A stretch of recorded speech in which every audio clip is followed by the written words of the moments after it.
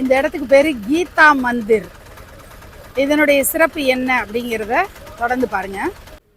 கீதா மந்திர் அப்படிங்கிற இந்த பகுதியுடைய வளாகம் இப்படி இருக்கு. இதுதான் கீதா மந்திர்.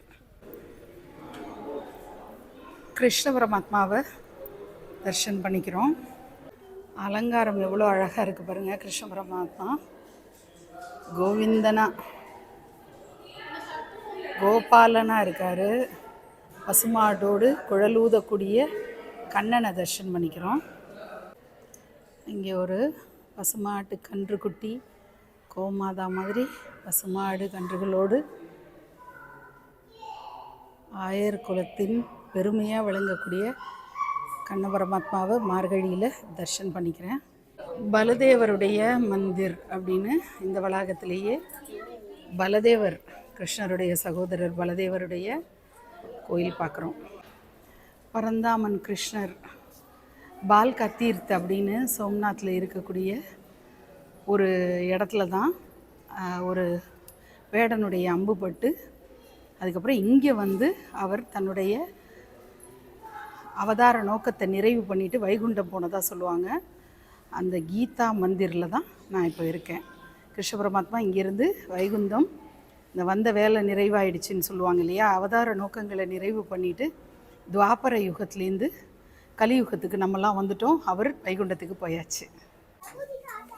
நம்ம மாயா அண்ணாவை தரிசனம் பண்ணிக்கிட்டா இப்போது பலதேவர் இன்னொரு அண்ணாவை தரிசனம் பண்ணுறதுக்காக போயிட்டுருக்கா. இது ஒரு குகை மாதிரி ஒரு சின்ன பகுதியாக இருக்குது. பலதேவரை தரிசனம் பண்ணுறதுக்காக வந்திருக்கோம். பலதேவர் எப்படி இருக்கார் பாருங்கள். ஏற்கலப்பையெல்லாம் வச்சுக்கிட்டு அப்படி இருக்கார் பலதேவர். ஏற்கலப்பையோட அண்ணாவோட பாத அரவிந்தங்களை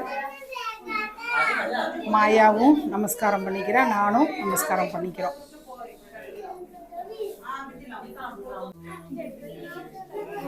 இப்படி ஒரு